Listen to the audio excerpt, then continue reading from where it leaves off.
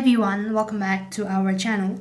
In today's video, I'll be showing you how you can delete Riots account. In order to delete your Riots account, first thing first, you'll have to log in. So open up a browser and then type in riots.com and log in into your account.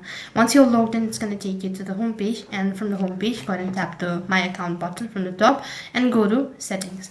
While you're on the settings page here, click on Support from the top left hand side, and as soon as you do that, it's going to take you to the Support Center page.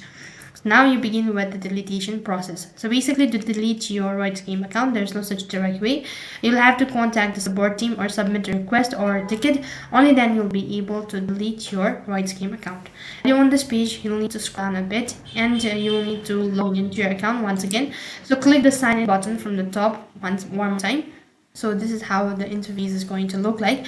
So right over here, you'll need to go and tap on submit ticket from the top, and here you'll need to select a particular Riots game for which you actually want to delete.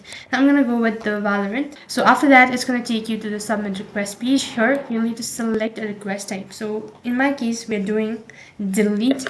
So click on delete account or type in delete account on account management, data request or deletion. Once you've done that, it's going to take you to the other interface where you need to provide in your following information. That is, mention the subject. You also need to add a description, select your inquiry type, your attachment of the file if you have any, and click the submit button.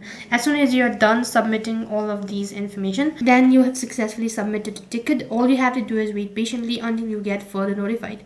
Or in this way, you can delete your Riots game account. That's all for this video. I hope the video was helpful. Make sure to like, share, and subscribe to our channel. Thank you for watching. See you in the next video.